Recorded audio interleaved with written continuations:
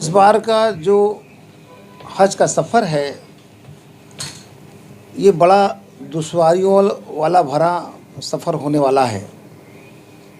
जिस तरीके से सरकारों की रवैया है और दफ्तर में बैठे ऑफिसर और कर्मचारियों की रवैया है, इन रवैये के मद्देनज़र मुझे ये आभास होता है कि पिछले वर्ष हज की यात्रा बड़ी दुश्वारियों से भरा हुआ था और इस बार भी उससे ज़्यादा दुश्वारियों का सामना हमारे हाजियों को करना पड़ सकता है। जिस तरीके से उत्तर प्रदेश को 36,000 कोटा पिछले बार मिला था, इस बार भी कोटा 36,000 है। 36,000 में पिछले साल हज का सफ़र करने वाले हाजी जो थे वो 31,100 कुछ लोगों ने फॉर्म भरा। 24,000 लोगों ने सफ़र पे जाने का तो उनका तय हुआ और उसमें से 2-2.5 हज़ार लोग सरकार के टर्म्स ऑफ कंडीशन को पूरा नहीं कर पाए, उसको फुलफ़िल नहीं कर पाए, इसलिए वो हज पे जाने से वंचित रह गए। इसी प्रकार इस बार जिस तरीके से इतना कम वक्त दिया फॉर्म भरने के लिए, और ऐसे में हम लोगों ने पिछली बार प्रेस कॉन्फ्रेंस करके माननीय प्रधानमंत्री जी को अवगत कराया कि हमारे लोग फॉर्म भरने में कामयाब नहीं हो सके हैं क्योंकि आपने वक्त कम दिया है और वक्त को बढ़ाया जाए।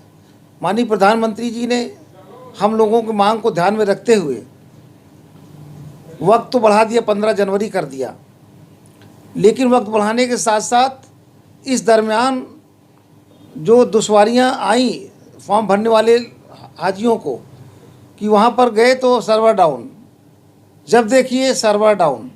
और सच्चाई ये है कि ये हज कमेटी ऑफ इंडिया पोर्टल से फॉर्म भरा जाना चाहिए। इन्होंने एनआईसी से सारा काम लिया और एनआईसी का सर्वर हमेशा डाउन रहता है। अब ये जानबूझ करके करते हैं। मुझे तो ऐसा लगता है कि ये सरकार की मंशा हाजियों के लिए साफ़ नहीं है। ये जानबूझ करके हाजियों को परेशान किया जा रहा है कि कम लोग भरें।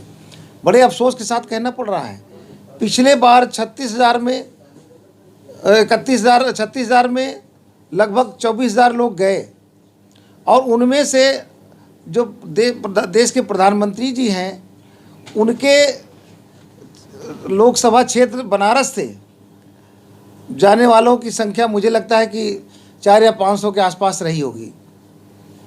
बड़े अफसोस के साथ कहना पड़ रहा है कि हज जैसे गंभीर मुद्दे पर जो मुसलमानों के लिए एक बहुत ही अहम फरीज़ा है और वहाँ पर हज की यात्रा करने के लिए हमारे पसमानदा तबके के, गरीब तबके के मुसलमान पाई पूरे उम्र जो है वो जोड़ने का काम करते हैं। इसके बाद लखनऊ में आकर के जिन्हें हज ऑफिस के सामने तमाम परेशानियों का सामना देखते हैं और वो फॉर्म भरने से वंचित रह जाते हैं। अफसोस इस बात की है कि इस बार भी केवल 36,000 फॉर्म में 20,500 लोगों ने आवेदन किया है। पिछले साल 24,000 लोगों ने किया था। ग्राफ धीरे धीरे गिरता जा रहा है। इस बार 20,500 लोगों ने किया और अभी भी 10,680 सीटें खाली पड़ी हैं। बहुत से लोग फॉर्म नहीं भर पाए हैं। सरकार के कठिन टर्म्स ऑफ कंडीशन की वजह से वो अपने कागजात दुरुस्त करने में उनको वक्त लगा। ऐसे में हमने फिर सरकार से मांग की है कि 31 जनवरी तक समय और बढ़ा दिया जाए ताकि हज पे जाने वाले हमारे बहुत सारे हुज्जाज हैं और वो आसानी से हज की यात्रा कर सके, फॉर्म भर सके और जो सरकार की जो टर्म्स ऑफ कंडीशन उसको पूरा कर सके। एक तरफ धार्मिक सांस्कृतिक क्षेत्र में बढ़ावा दिया जा रहा है हमारे देश में और मंदिर भी बन रहा, मस्जिद भी बन रहा है, फिर ये अड़चने क्यों आ रही है? मस्जिद कहाँ बन रहा है? अयोध्या मस्जिद कहाँ बन रहा है? बड़े फिर यही बात है ना कि अयोध्या के अंदर राम मंदिर का निर्माण भव्य तरीके से हो गया। मुझे उसमें कोई दिक्कत नहीं है, कहना है वो उनका अपना आस्था का प्रश्न है, अच्छी बात है, मैं उस पर कुछ नहीं कहना चाहता। अच्छी बात है उन्होंने बनाया, लेकिन अफसोस इस बात की है कि जो सरकार ने हमको धन्नीपुर अयोध्या में फैजाबाद में जो जगह दिया, आज भी वहाँ कुत्ते लौट रहे हैं। ये सरकार में बैठे जो चेयरमैन है वक्फ बोर्ड के, वो कान में तेल डाल करके बैठे हुए हैं, कजाकिस्तान विदेश में घूम रहे हैं। मंदिर तो बन गया और मस्जिद की जगह वैसे कुत्ते लौट रहे हैं। तो कहीं ना कहीं सरकार के दबाव में ये सरकारी मुसलमान के रूप में काम करने वाले लोग ये कौम के हमदर्द नहीं हो सकते हैं। रही बात आपने कहा कि बन रहा है, धर्म की बात को बढ़ावा दिया जा रहा है, केवल मुस्लिम धर्म के लोगों को परेशान किया जा रहा है, उनके तमाम धार्मिक कार्यक्रमों में अड़चनें पैदा की जा रही है, मुसलमानों के प्रति नफरत की भाषा बोली जा रही है।